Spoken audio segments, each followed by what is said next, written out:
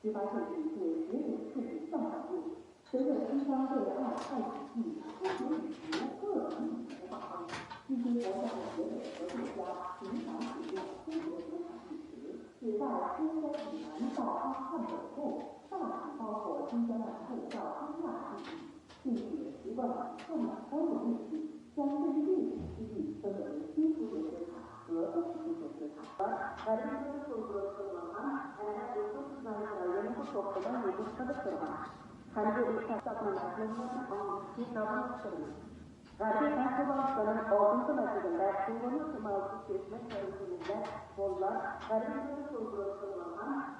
认为东苏联资产并不存在所谓的东苏联资产国。